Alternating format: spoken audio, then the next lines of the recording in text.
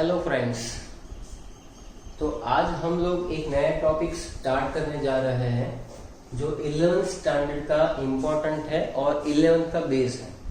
11th के अंदर आप लोग जो पढ़ने वाले हैं दैट इज फर्स्ट चैप्टर जो है उसको कह सकते हैं कि इट इज अ बेसिक या तो fundamental chapter of the chemistry. ये चैप्टर ऐसा चैप्टर है जहां पर आप अच्छे से अगर लर्न नहीं कर रहे हो तो क्या होगा कि 12th के अंदर आपको कुछ प्रॉब्लम्स आ सकते हैं। जैसे मान लो कि आपने 10th में कुछ बेस लर्न किया हुआ है, उसके बेसिस पे 11th में आप आगे बढ़ रहे हो, बराबर है। तो ये चैप्टर फंडामेंटल चैप्टर है और बहुत ज्यादा इंपॉर्टेंट है। मैं इस चैप्टर के अंदर एनसीईआरटी के हर एक टॉपिक को कवर करूंगा, लेकिन वो टॉपिक जो है वो धीरे धीरे इस तरह से होंगे जिसमें कॉम्पिटिटिव एग्जाम के बेसिस पर ज्यादातर हम लोग पढ़ पाए, बराबर। तो आज हमारा जो टॉपिक है बेटा वो है लॉस ऑफ केमिकल कॉम्बिनेशन। तो आपको मालूम है कि केमिस्ट्री के अंदर केमिकल रिएक्शंस तो होते ही है, बराबर। मान लो कि कुछ रिएक्टेंट्स थे, रिएक्टेंट्स ने एक दूसरे के साथ रिएक्ट करके क्या बना दिया, प्रोडक्ट बना दी, बराबर है। यानी कि अगर एग्जांपल ले तो हाइड्रोजन और ऑक्सीजन का रिएक्शन अगर होता है तो उसमें से क्या बनेगा, वाटर बनेगा, बराबर है। तो ये जो हाइड्रोजन और ऑक्सीजन की बात हमने की दैट इज कॉल्ड रिएक्टेंट। क्या कहते हैं उसको, रिएक्टेंट कहते हैं बेटा। तो अगर मैं यहाँ पर लिखूं ये लॉ ऑफ केमिकल कॉम्बिनेशन जो टाइटल है उसके अंदर हम लोग क्या क्या पढ़ने वाले हैं, तो केमिकल रिएक्शंस के अंदर जब मॉलिक्यूल्स एक दूसरे के साथ रिएक्शन करते हैं तो कौन कौन से लॉ को फॉलो करेंगे, बराबर है, और उसमें से किस तरह से कंपाउंड फॉर्म होंगे। So it is all about the chemical reactions obey the law of chemical combination. तो बहुत ही इंपॉर्टेंट एस्पेक्ट है ये। Chemical reactions takes place according to some law and that is, तो हम लोग जो आज पढ़ने वाले हैं वो law of conservation of mass है। उसके अलावा लॉ ऑफ डेफिनेट प्रोपोर्शन आता है, लॉ ऑफ मल्टीपल प्रोपोर्शन आ जाएगा, लॉ ऑफ रेसिप्रोकल, बराबर है, और लॉ ऑफ कंबाइनिंग वॉल्यूम्स भी ले सकते हैं। तो ये मेन लॉ जो है इसके अंदर मैंने जो पहले चार बताए वो बेसिकली क्या है, मास के साथ रिलेट करते हैं, और लास्ट में जो मैंने बताया लॉ ऑफ कंबाइनिंग वॉल्यूम वो वॉल्यूम के साथ रिलेट करेगा। सबसे पहले है लॉ ऑफ कंजर्वेशन ऑफ मास, बराबर। तो ये आप पहली बार नहीं कर रहे हो, आपने पहले भी ये किया हुआ है, बराबर, कि लॉ ऑफ कंजर्वेशन ऑफ मास जो है सबसे पहले तो किसने दिया है बेटा, तो एंटोनी लेवोइजर, बराबर है। आप देख सकते हैं कि वो जो साइंटिस्ट है उसका नाम है एंटोनी लेवोइजर और वो एक फ्रेंच केमिस्ट था, बराबर, जिसने बेटा 1700 की सेंचुरी के अंदर ये लॉ दिया, बराबर। तो हमें उससे ज्यादा लेना देना नहीं है। लॉ क्या कहता है, लॉ के बारे में मैथमेटिकल स्टेप्स कैसे प्रूव करेंगे, बराबर है। बाकी साइंटिस्ट जो था वो तो फ्रेंच केमिस्ट एंटोनी लेवोइजर ही था और 1789 के अंदर ये लॉ उसने दिया हुआ है। अब इसके अंदर मेन जो उसका स्टेटमेंट था वो दो तरह से लिखा जाता है। एक तो आप बचपन से पढ़ते आ रहे हो कि matter can neither be created nor it will be destroyed, बराबर है, ये इसका एक स्टेटमेंट है। तो आप स्टेटमेंट लिखेंगे मैटर कैन, लिखो वहां पर matter can neither be created nor it will be destroyed, बराबर। तो मैटर जो होता है वो क्रिएट भी नहीं होता या तो डिस्ट्रॉय भी नहीं होता है, neither be created nor it will be destroyed. और इसको दूसरे वे में भी लिख सकते हैं हम लोग, इन all the physical and chemical processes, physical and chemical processes, याद रखो, इन all the physical and chemical processes mass of reactants are same as mass of product। लिखते रहिए साथ में, in all the physical and chemical properties mass of reactant is equal to भी लिख सकते हैं या तो same as a mass of product. अब इसको प्रूव करने के लिए अलग अलग देखो यहाँ पर लिखा है all the physical and chemical property. तो फिजिकल एंड केमिकल प्रॉपर्टीज में दोनों जो है प्रोसेसेस हम लोग लेंगे, प्रॉपर्टी नहीं है प्रोसेसेस। तो सबसे पहला है फिजिकल प्रोसेस, फिजिकल प्रोसेस। चलो ध्यान से देखो।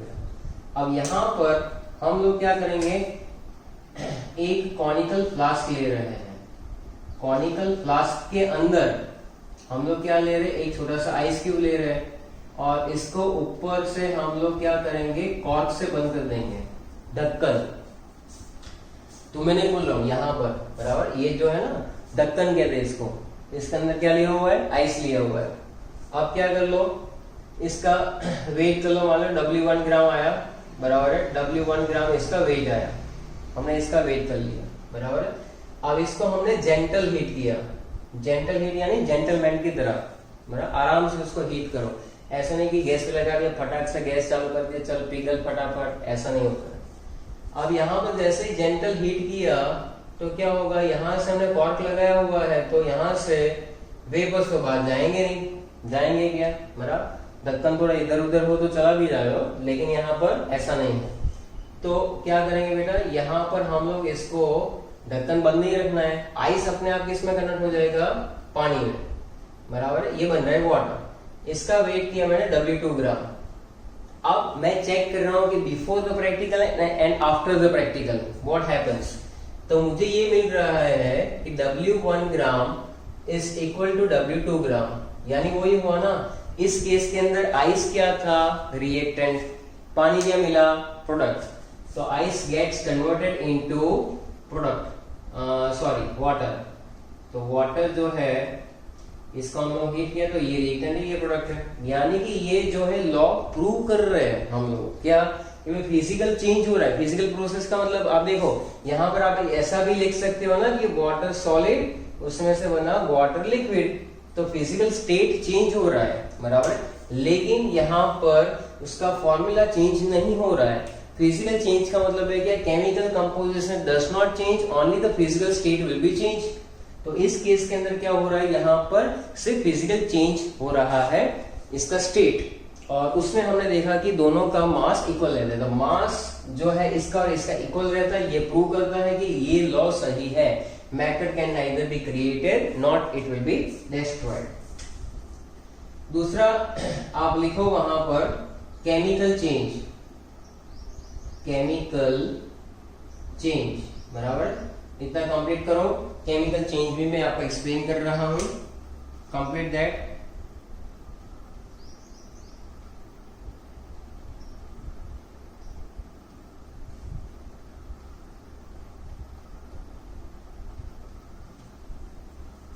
केमिकल चेंज के अंदर एक लैंडोल्ट नाम का साइंटिस्ट था। तो लैंडोल्ट नाम के साइंटिस्ट ने क्या किया, एक ऐसा एपरेटस ले लिया बेटा उसने, जहां पर ये लेटर H से मिलता जुलता है। क्या है, H।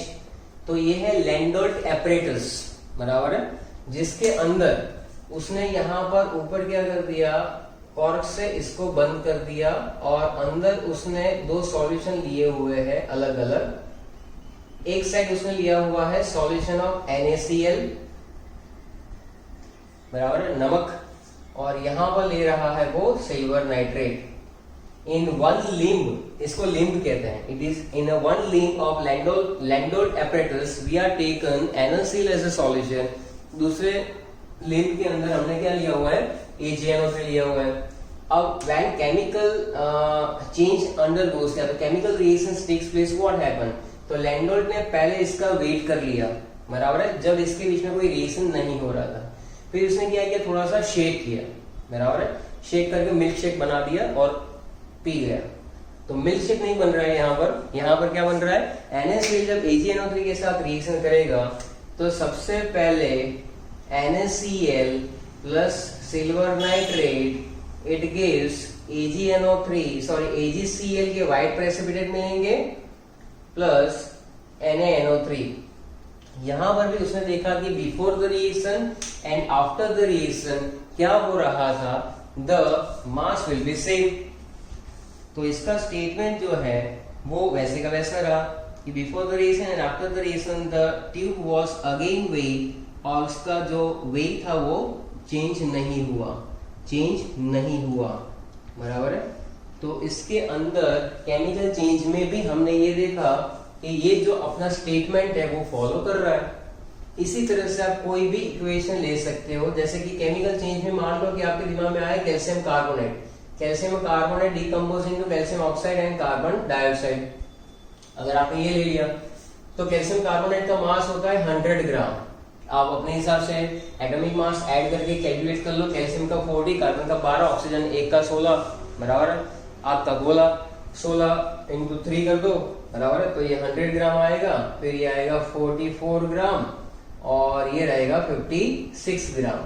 तो यहां पर भी आपको दिख रहा है कि mass of reactant is equal to mass of product. यही तो है law of conservation of mass. इतना लिखो आप लोग।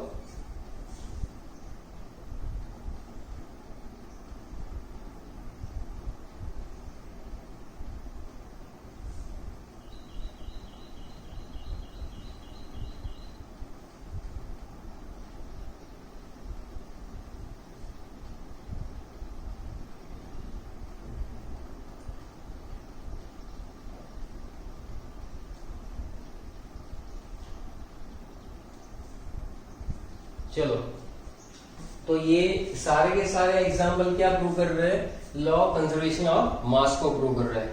अभी हम लोग क्या करेंगे, इसके अंदर एक छोटा सा न्यूमेरिकल लेकर भी इसको प्रूव करेंगे। तो न्यूमेरिकल का डेटा जो है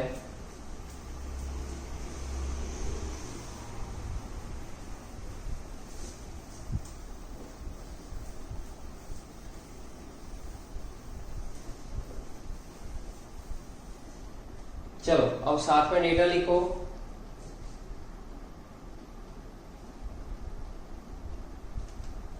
डेटा में दिया हुआ है बेटा कि 4.90 gram of potassium chlorate KClO3 when heated, जब इसको हीट किया जाएगा। बताओ पोटेशियम क्लोरेट को जब हीट करेंगे तो क्या मिलेगा हमें?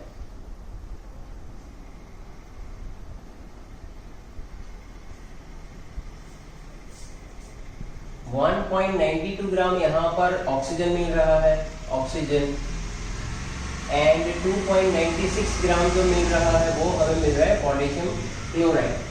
देखो सबसे पहले तो तुम्हारे दिमाग में थोड़ा सा क्लियर होना चाहिए, दैट इज न्यूमेरिकल, बराबर है, टू प्रूव दैट लॉ। अब देखो पोटेशियम क्लोराइड जो है यानी कि KClO3 को जब हम लोग हीट करते हैं तो वो डिकम्पोज होकर क्या देता है? तो KClO3 इट गिव्स, बराबर है, KCl प्लस ऑक्सीजन। अब इसको बैलेंस करना चाहो तो यहाँ पर 2 moles of KClO3, 2 moles of KCl और यहाँ पे 3 2 ये हो जाएगा। लेकिन हमें यहाँ पर बैलेंसिंग करने की कोई जरूरत है ही नहीं। हमें सिर्फ क्या करना होता है बेटा, यहाँ पर हमें इतना पता है कि ये रिएक्टेंट है और ये दोनों प्रोडक्ट है। इसको रेसिड्यू लिखा हुआ है क्योंकि क्या होगा कि KClO3 पोटेशियम क्लोराइड को जब हीट करेंगे तो क्या होगा कि ऑक्सीजन गैस से निकल जाएगी, पीछे रेसिड्यू के फॉर्म में क्या बचेगा? KCl बचेगा। तो आप यहां पर कर सकते हो कि mass of reactant is equal to mass of product, बराबर है। तो आप क्लियरली देख सकते हो कि रिएक्टेंट तो एक ही बॉन्ड KClO3, तो यहां पर लिख दो 4.90 और सामने कर दो 1.92 प्लस 2.96। एप्रोक्सीमेशन में भी आंसर सिमिलर रहना चाहिए, ऐसा नहीं कि एग्जैक्ट वही आएगा। तो अब यहां पर 2.96 और 1.92, तो 4.88 आ रहा है। 4.90 इज नियर टू 4.88, बराबर 4.88, यानी थोड़ी बहुत इंप्योरिटी हो सकती है but it is approximately similar. So इस टाइप के क्वेश्चंस जो है वो इसका बेस है, यानी क्या कि ये डेटा जो है क्या लॉ ऑफ कंजर्वेशन ऑफ मास को फॉलो करता है? यस। क्यों? क्योंकि यहाँ पर मास ऑफ रिएक्टेंट और मास ऑफ प्रोडक्ट कैसे मिल रहा है? हमें सिमिलर मिल रहा है। That's why we can say that this data belongs to law of conservation of mass, बराबर है। तो इस टाइप के और भी क्वेश्चंस हम लोग प्रैक्टिस कर रहे हैं, तो ये कंप्लीट कीजिए, फिर मैं आपको और करवाता हूँ। तो अभी अभी हमने जो पढ़ा लॉ ऑफ कंजर्वेशन ऑफ मास, उसके बेसिस पे कुछ न्यूमेरिकल्स की प्रैक्टिस कर लेते हैं। तो आपको कैसे लर्न करना है, law and problems based on that law. तो आपका क्या है, कंसेप्ट क्लियर हो जाएगा। What mass of AgNO3 react with 5.85 gram of NaCl? फटाफट underline the part, mass of AgNO3 आपको कैलकुलेट करना है। 5.85 ग्राम of NaCl is given to produce 14.35 gram of AgCl and 8.5 gram of NaNO3। चलो सबसे पहले solution number 1 में क्या करेंगे, सॉल्यूशन नंबर 1 में हम लोग क्या करेंगे बेटा कि इक्वेशन लिखेंगे। Silver nitrate AgNO3 when it is reacted with NaCl it gives AgCl plus NaNO3। अगर किसी को इक्वेशन नहीं आता है तो प्रैक्टिस कीजिए। देखिए यहाँ पर Ag प्लस है, Cl माइनस है, तो AgCl बनेगा, NO3 माइनस है, Na प्लस है, तो ये क्या बना देगा, NaNO3। चलो किसका मास दिया हुआ है, इसका है 5.85 ग्राम, इसका फाइंड करना है। तो x इधर हमें जो दिया गया है 14.35 ग्राम ऑफ AgCl, NaNO3 हमारे पास है 8.5 ग्राम। चलो अभी हमने सीखा कि क्या होता है, mass of reactant is equal to mass of product. तो वहां पर लिखेंगे mass of reactant is equal to mass of product. चलो फटाफट करें। इसका जो है 14.35 और यहाँ पर 8.50 यानी कि ये 5 आएगा, यहाँ उतना ही है ना, ओके 8, ये हो जाएगा 22.85।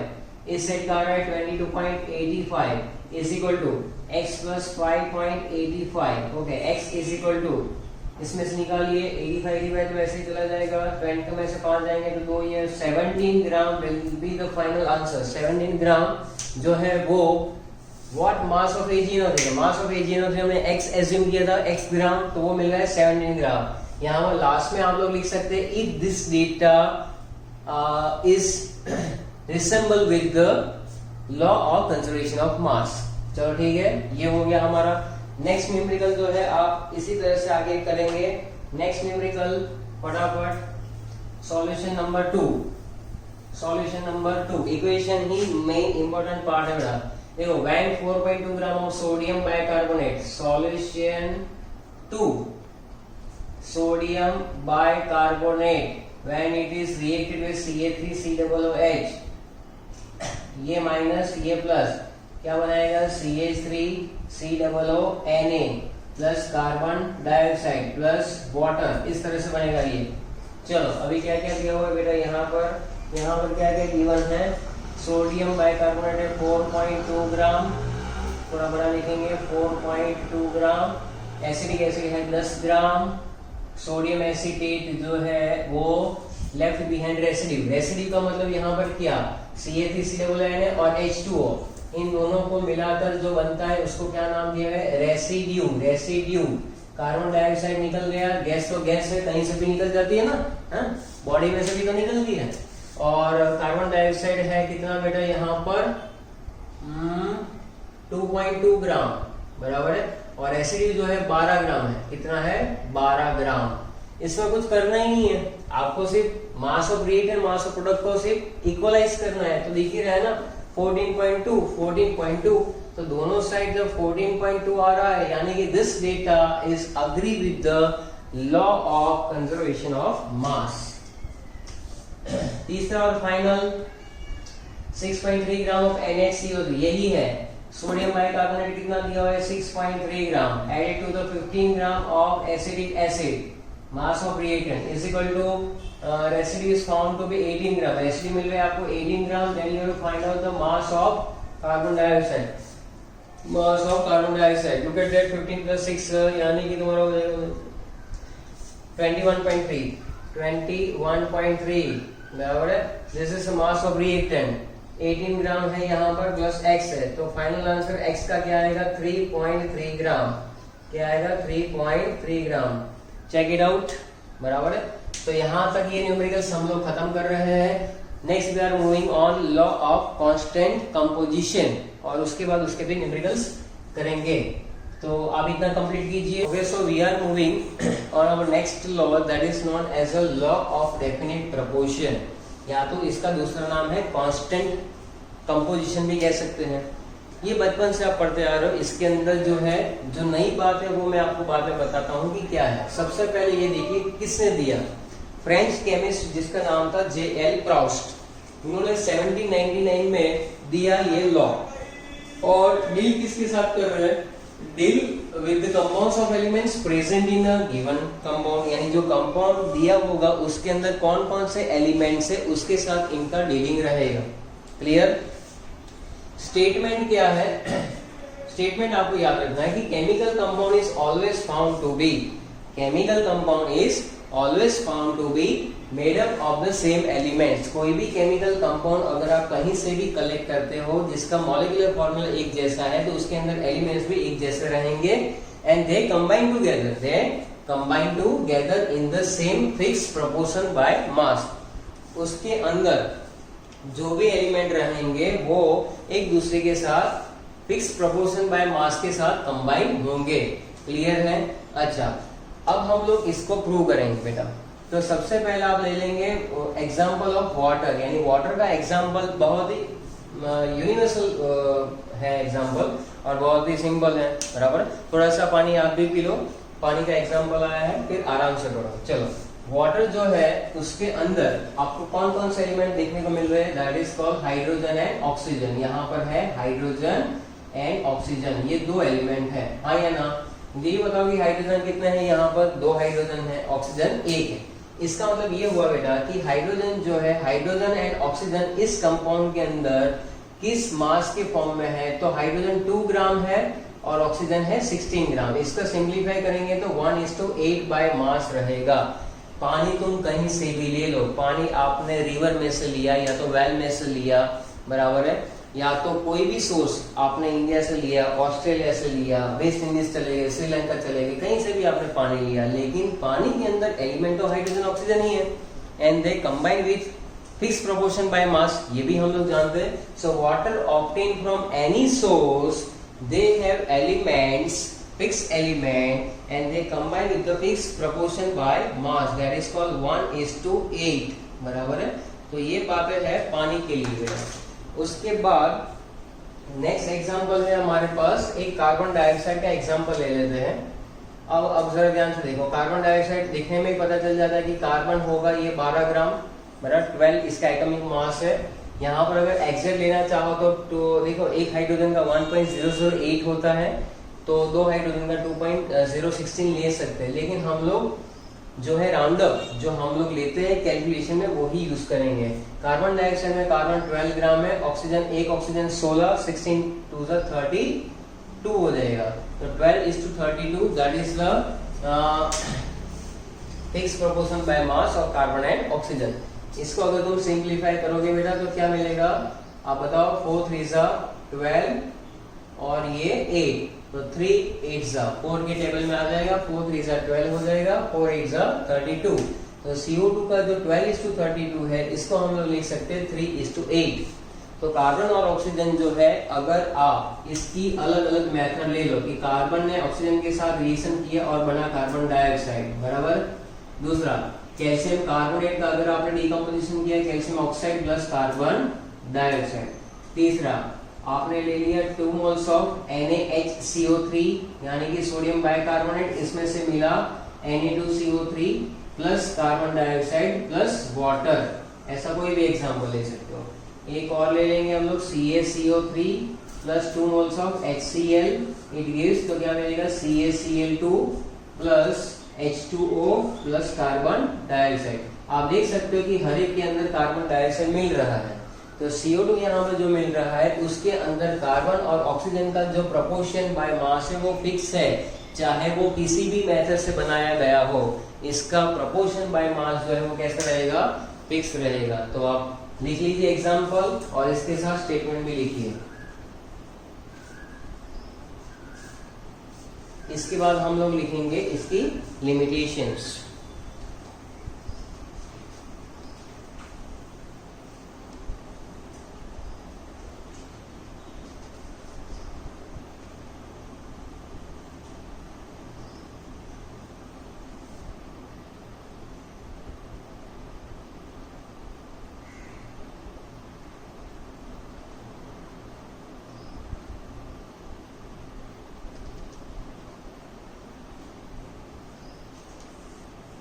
लिख लिया आप लोगों ने?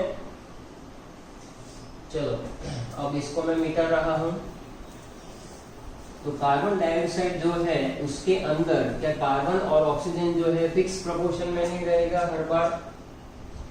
हाँ, आपको ऐसा लगता है, लेकिन ऐसा हर बार नहीं होता बेटा। इसकी कुछ लिमिटेशंस भी है। लिमिटेशंस में क्या है कि this law is not applicable. ये लॉ जो है बेटा एप्लीकेबल नहीं हो सकता है। कब? जब देखिए, पहली बात बता दूं कि कार्बन जो है उसके हमारे पास कितना आइसोटॉप्स है? 2 आइसोटॉप्स है। कितना आइसोटॉप्स है? 2 आइसोटॉप। आपको मालूम होना चाहिए। तो मैं आपको बता रहा हूं कि इसका एक है 12C और एक है 14C, बराबर है। मान लो आपने लिखा C प्लस O2, तो क्या बना रहा है? CO2, बराबर है। C प्लस O2 क्या बना रहा है? CO2। लेकिन यहाँ पर मान लो कि 12C यूज हो रहा है या 14C, कौन सा आइसोटोप यूज हो रहा है उसने बताया नहीं। And this law is not applicable when the isotopes are involved in the formation of the chemical compound. लिखो कैसे लिखेंगे? Law is not applicable if element exists in different isotopes which may be involved in the formation of compound. क्या लिख सकते हैं इसके अंदर कि when the element are in isotopic form and they are involved in the formation of compound, then this law is not applicable, बराबर है। तो इसको आप समझा सकते हैं, ब्लैक पेन से हम लोग लिख लेंगे। देखो अभी यहाँ पर जो CO2 बना रहे हैं इसके अंदर क्या आएगा बेटा? 12:32 आएगा, लेकिन इसके अंदर क्या आएगा? 14:32। तो कहाँ से हुआ सिमिलर? तो same fix proportion by mass हर बार रहता है ऐसा जरूरी नहीं है, आप चेक कर सकते हो यहाँ पर। यानी इस लॉ की सबसे पहली लिमिटेशंस क्या हुई कि इन्होंने आइसोटॉप्स के बारे में कुछ बताया नहीं, कि जब आइसोटॉप का केस आएगा तो उसके अंदर क्या हम लोग ये लॉ अप्लाई कर सकेंगे? नहीं। This law is not applicable when the isotopes are involve in the formation of the compound. तो ये पहली बात होगी। दूसरी बात है कि द एलिमेंट्स में combine in the same ratio. दूसरा आप लिख सकते हो, ये फर्स्ट था। Second, the elements are combined in the same ratio, देखो the elements are combined in the same ratio but the compounds form may be different, but the compounds form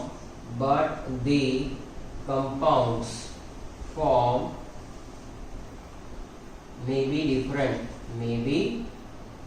different, ये अलग हो सकते हैं। पहले स्टेटमेंट लिखे फिर हम लोग इसको प्रूव भी करेंगे।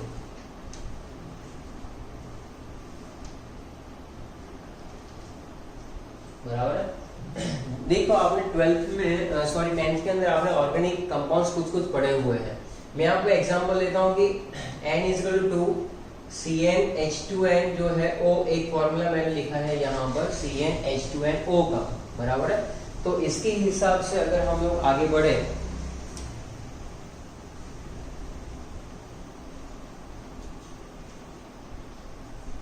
N=2 के अंदर आप लिखेंगे तो ऐसे बहुत सारे फॉर्मूला आप पढ़ेंगे, लेकिन इसमें एक ये फॉर्मूला भी आता है, एक दूसरा आता है CnH2n+2O।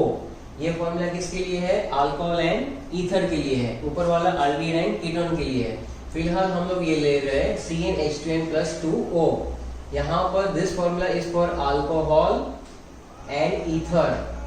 सुनना ध्यान से, फिर पता चलेगा ये। N=2 के अंदर अगर हम लोग रखेंगे ये फॉर्मूला तो C2 आएगा, 2 1s are 2, 2 2s are 4 + 2 यानी 6 आएगा। ऑक्सीजन, ये 3 एलिमेंट है, हाँ या ना? यस, बराबर है। इसके अंदर कार्बन का जो है प्रोपोर्शन बायोमास कितना है? 24, क्योंकि 2 कार्बन है, 6 हाइड्रोजन है, 1 ऑक्सीजन है, तो 16। 24:6:16। ये जो हुआ वो क्या हुआ? Elements are combined in the same ratio but the compounds may be different. कैसे? तो इसमें से ये हमें ऐसा लग रहा है ना कि एक ही कंपाउंड है, ऐसा नहीं है। इसके अंदर एक कंपाउंड बनेगा CH3 CH2OH और एक बनेगा CH3O CH3, यानी एक बनेगा अल्कोहल जिसका नाम है इथेनॉल, और दूसरा जो है इसको कहेंगे डाइमिथाइल ईथर। तो इसके बारे में उन्होंने कुछ भी नहीं बताया। तो this law is not applicable बेटा, this law is not applicable when elements are combined in the same ratio. आप देख सकते हो कि एलिमेंट का कॉम्बिनेशन का रेशियो सेम है, लेकिन कंपाउंड सेम नहीं है, कंपाउंड अलग अलग है। कंपाउंड में एक अल्कोहल है, एक ईथर है, तो उस केस में हम लोग अप्लाई नहीं कर सकते हैं। हमने कब सीखा था अप्लाई करना, कि जब उसमें एक ही फॉर्मूला डिजाइन होता है और उसमें भी दो या तीन या जितने भी एलिमेंट्स है they are combined in the fix proportion by mass. तो आई होप कि ये टॉपिक जो है अब आपको क्लियर हो जाएगा। कि मेन बात है लिमिटेशंस जो आपने नहीं पढ़ी थी। फिर से बता दूं, पहली लिमिटेशंस क्या थी, हमने ये सीखा कि CO2 के अंदर कार्बन 12 और ऑक्सीजन 16 या तो 3:8 फिक्स प्रोपोर्शन में ही रहता है। लेकिन अगर वहां पर आइसोटॉप के बारे में सोचो तो दो आइसोटॉप मिलते हैं हमें, that is 12C and 14C।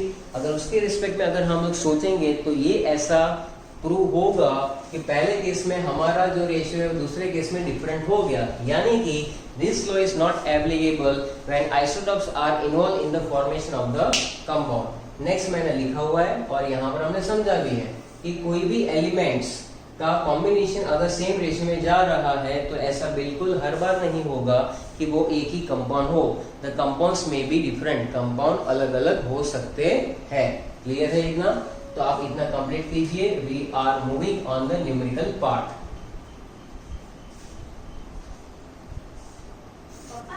Question हम लोगों ने अभी अभी क्या सीखा कि law of conservation of mass, दूसरा हमने सीखा लॉ ऑफ कांस्टेंट कंपोजिशन।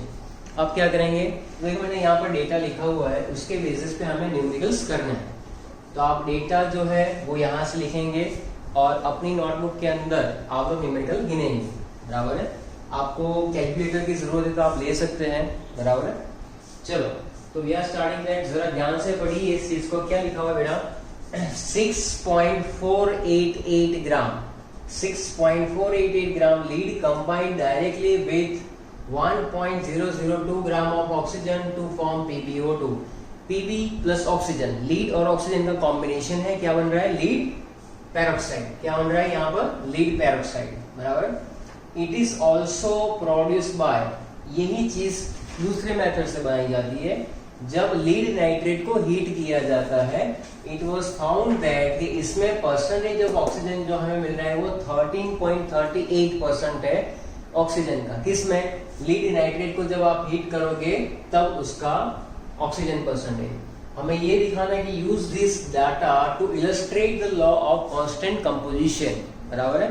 तो अब हम लोग ये चीजें सॉल्व करेंगे। तो सबसे पहले आप लिख सकते हैं कि मास ऑफ पेरोक्साइड, आंसर में पहला मास ऑफ पेरोक्साइड कितना आ रहा है जरा देखो। तो मास ऑफ पेरोक्साइड का मतलब PbO2 का मास ढूंढना है। तो लीड कितना है, 6.488 प्लस 1.002 ग्राम। आप अपने कैलकुलेटर में करो कितना आएगा, वहां पर आप चेक करोगे कि वो कुछ अप्रोक्स 7.490 ग्राम आ रहा है। 8 + 2 10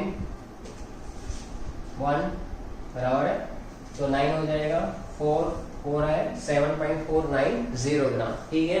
अच्छा, इतना तो हमें जो मिल रहा है that is mass of peroxide. यहाँ पर मास ऑफ पेरोक्साइड जो है हमें इतना मिला। अब इसके अंदर हम लोग देखेंगे कि कैसे हम लोग प्रूव कर सकते हैं, बराबर है। तो सबसे पहले आप ऐसा कीजिए कि 7.490 ग्राम जब हमें PbO2 मिल रहा है तो उसके अंदर ऑक्सीजन कितना था, ऑक्सीजन जो था 1.002 gram of oxygen is present. Lead peroxide जब इतना है तो उसके अंदर ऑक्सीजन कितना है, बराबर है। और सामने आप क्या करेंगे, 100 ग्राम अगर PbO2 होता, क्योंकि हमें क्या करना है, परसेंटेज के साथ मैचअप करना है। परसेंटेज ऑफ ऑक्सीजन के लिए हमें क्या करना पड़ेगा, हमें यही चीज करनी पड़ेगी, बराबर बेटा। तो आप क्या करेंगे, 100 इंटू 1.002 और नीचे लिख लीजिए 7.490 ग्राम, बराबर है। इस तरह से अगर आप इसको डेटा को सॉर्ट आउट करेंगे, ये 1.002 आप निकाल सकते हैं, नीचे 7.5 ले लीजिए, आपको आंसर जल्दी मिलेगा। अगर आप इतना भी कर लेते हो कि भाई चलो 100 है, 1 को तो छोड़ दो, नीचे 7.5 है यानी 75 बराबर है, डिवाइड बाय 10 तो वो गया ऊपर। 4/3 इंटू 10, 4/3 इंटू 10 आंसर जो आ रहा है वो अप्रोक्सीमेटली आपका कितना आएगा, यानी आप देखो 40 को 3 से डिवाइड कर रहे हो, 40 को 3 तो 13 पॉइंट समथिंग आंसर आएगा। 13 पॉइंट समथिंग जो आंसर आ रहा है, तो 13 पॉइंट जो भी आंसर आएगा 13.38 के आसपास आना चाहिए, क्योंकि ये डेटा ही वैसा है। यहाँ पर ऑक्सीजन का परसेंटेज, ये पहला केस था जिसमें हमने क्या किया, यहाँ तक सॉल्व किया, यहाँ तक हमने सॉल्व किया बेटा कि इसमें लीड और ऑक्सीजन दोनों का कॉम्बिनेशन है तो ये मिल रहा था। अगर 100 ग्राम लीड ऑक्साइड होता तो ये, तो फर्स्ट एक्सपेरिमेंट में this percentage of oxygen is obtain in first experiment. Second experiment में तो सीधा ही दिया हुआ है कि PbNO3 ट्वाइस को हीट करेंगे, it was found that this much percentage of oxygen is obtain. तो सेकंड एक्सपेरिमेंट के अंदर, सेकंड में उन्होंने खुद ब खुद दिया हुआ है परसेंटेज ऑफ ऑक्सीजन 13.38। इससे क्या पता चलता है कि दोनों के अंदर परसेंटेज ऑफ ऑक्सीजन सिमिलर आ रहा है। So this data is illustrate the law of constant composition. बराबर है, इतना इजीली कंप्लीट कर लीजिए आप इसको, फिर आप इसको मिटाकर एक नया सम हम लोग गिनेंगे आगे।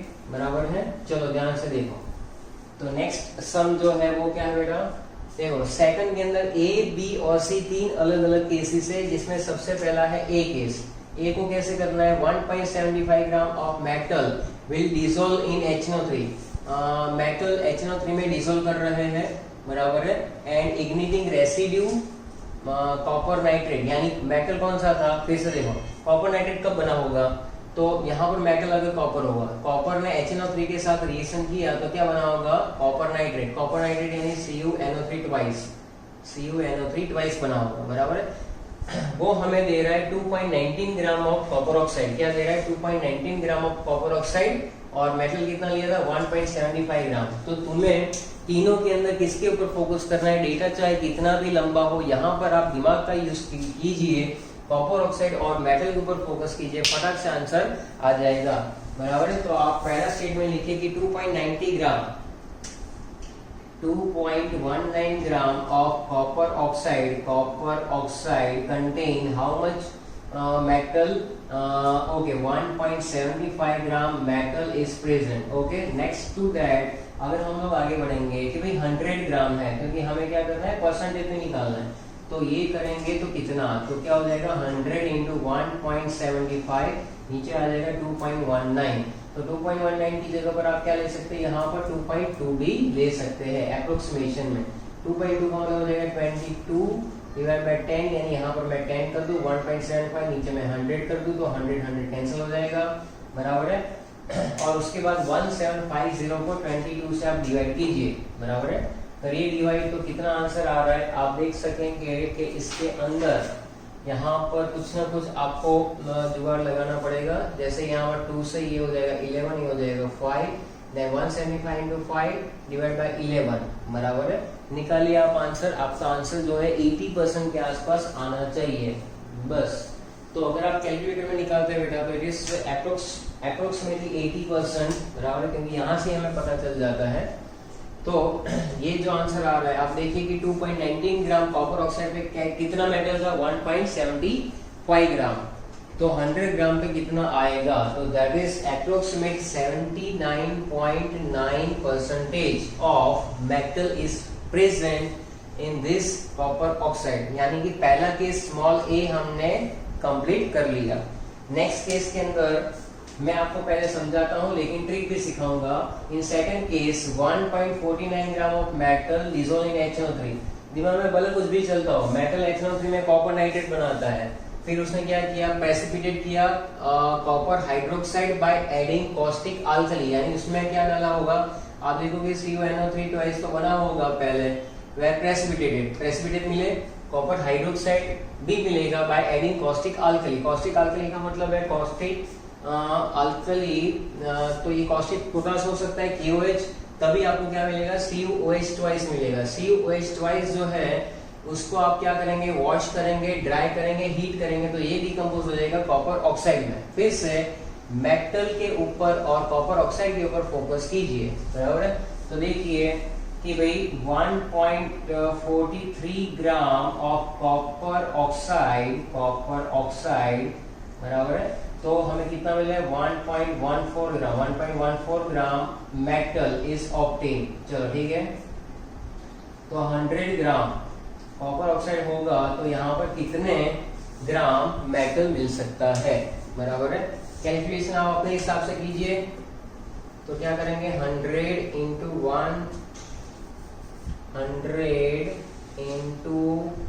114, नीचे वापस 100 लिखूंगा मैं, इंटू 143 और ऊपर वापस 100, तो ये 100 कैंसिल और 114 अपॉन 143 आप कर सकते हैं, 114 अपॉन 144 भी कर लीजिए, जल्दी से आंसर आ जाएगा, बराबर, नजदीक आंसर आएगा। इट इज ऑल्सो अप्रोक्स जो है आंसर उसका 79.7% के आसपास आना चाहिए। ओके, नेक्स्ट एग्जांपल है सी। 1.45 ग्राम of copper when heated in a current of air.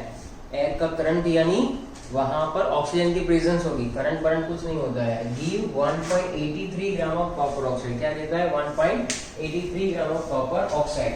फिर से स्टार्ट करेंगे 1.83 ग्राम of copper oxide, then we obtain 1.45 gram of copper, metal यानी कॉपर तो मिल रहा है, तो 100 ग्राम पे कितना मिल रहा है। So that is all about 100 into 100 into 1.45 divided by 1.83। इसका भी आप आंसर निकालो बेटा, तो आंसर इसका भी कुछ 79.780 या तो 8% के आसपास कुछ आएगा। तो आप देखिए यहाँ पर भी 79 अप्रोक्स आ रहा है आंसर, यहाँ पर भी 79 आ रहा है, यहाँ पर भी 79 आ रहा है। तीनों केसेस के अंदर आंसर हमारे सिमिलर आ रहे हैं मेटल के। इसका मतलब है कि ये जो डेटा है वो किसको फॉलो करेगा, this data follows the law of constant composition. तो आज की डेट में हमने 2 लॉ कंप्लीट किए हुए हैं, उसके न्यूमेरिकल्स की आप प्रैक्टिस कीजिए, इसको अच्छे से याद कर लीजिए, बराबर है। तो फिर से हम लोग मिलेंगे नए सेशन के अंदर, तो उसमें हम लोग लॉ ऑफ मल्टीपल प्रोपोर्शन करेंगे, बराबर है। कंबाइनिंग वेट्स का आ जाएगा उसके अंदर ऐसा, और कंबाइनिंग वॉल्यूम्स भी ले सकते हैं। तो this is the numerical portion as well as theory is completed.